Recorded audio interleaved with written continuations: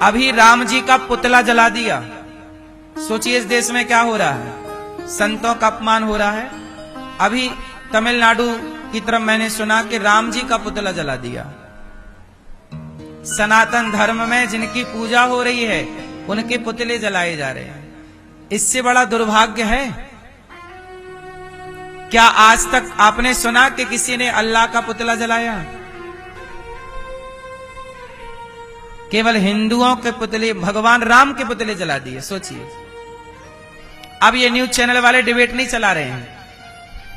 संतों को बदनाम करने के लिए महीने भर डिबेट चलाए, अब राम जी का पुतला जलाए तो कोई डिबेट नहीं चल रही है न्यूज चैनलों पे।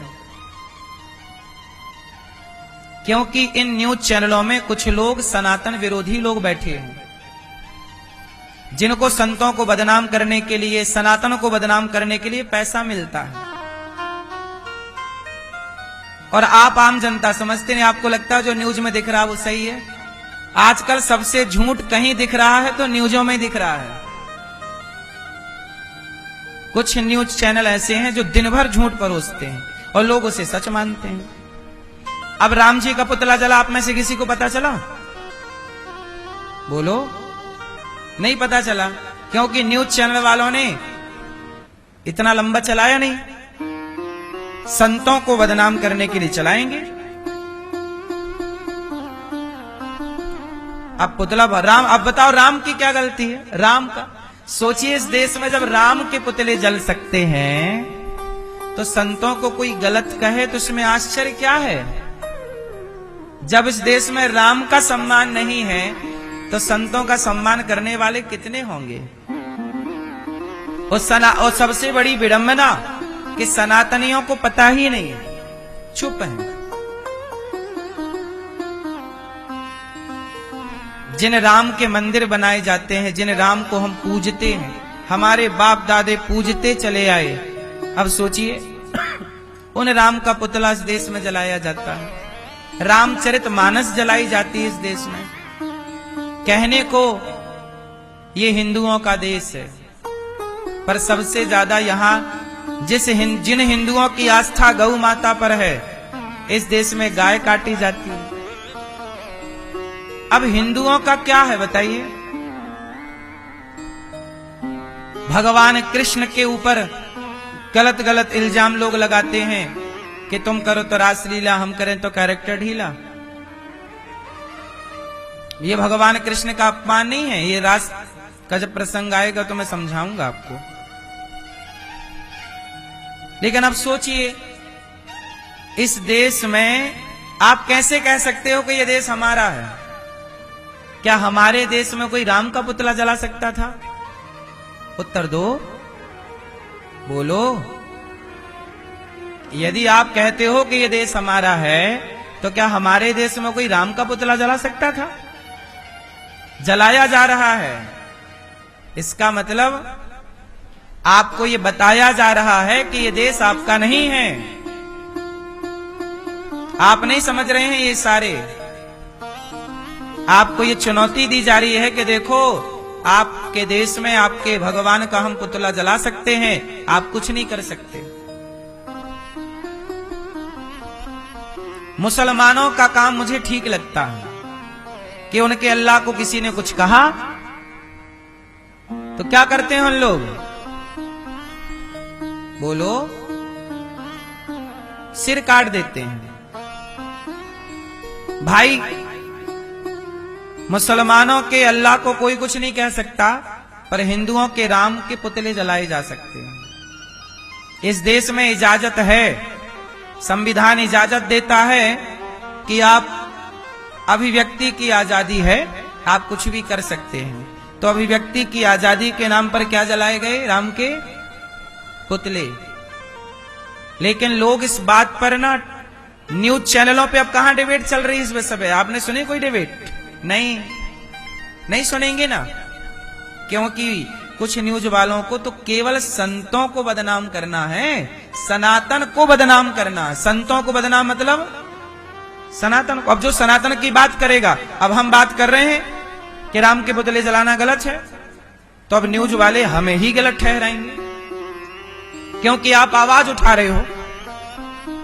हमें ही गाली दिलवाएंगे, हमें ही कहेंगे तुम्हें जेल में डालो, क्योंकि आपने आवाज उठाई। तो आवाज ना उठाओ, फिर यहां सब होने दो, गलत होने दीजिए सब चीजें। बोले आप तो कथावाचक हो, कथा सुनाओ। अब बताओ, बोले आप राम जी के पुतले के बारे में क्यों बोल रहे हैं, ये भागवत जी में कहां लिखा है? न्यूज वाले ऐसा बोलते हैं। बोले जो भागवत जी में लिखा है वो आप सुनाओ।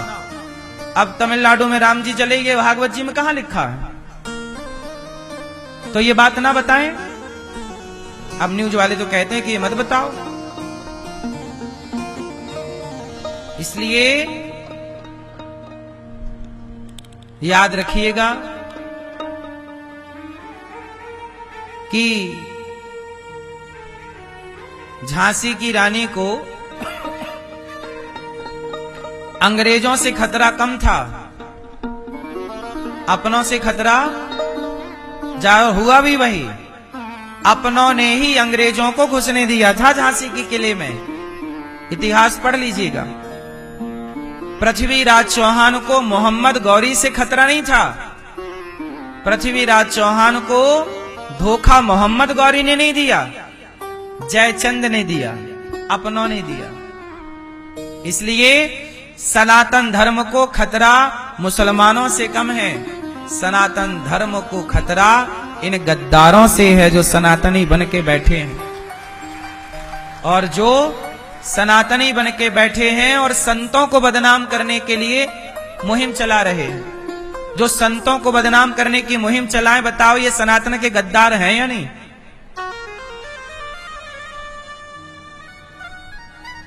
यदि ये हर चीज की डिबेट करते हैं तो पूछो इनसे, राम का पुतला जलाया गया, तुमने डिबेट क्यों नहीं की? इसका मतलब कि राम के पक्ष में बोलने को तैयार नहीं है, और संत लोग बोलेंगे तो उन्हें बदनाम कर दिया जाएगा।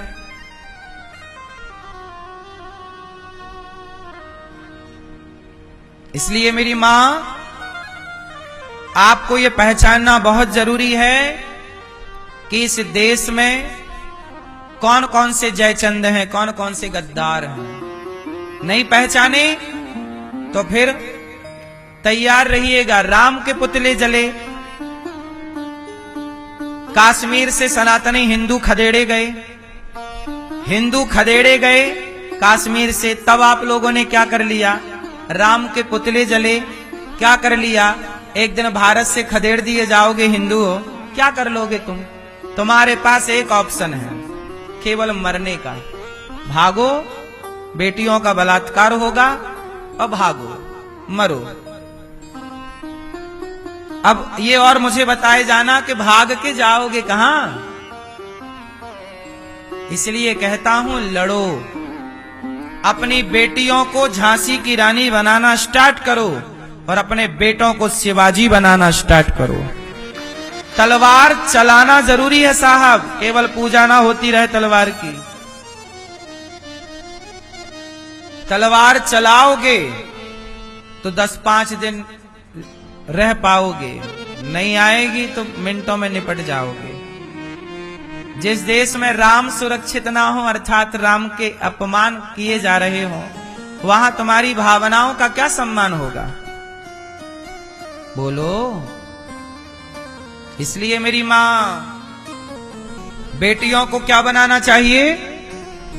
झांसी की रानी, और बेटों को शिवाजी बनाओ, महाराणा प्रताप बनाओ, वरना तैयार रहो मरने के लिए।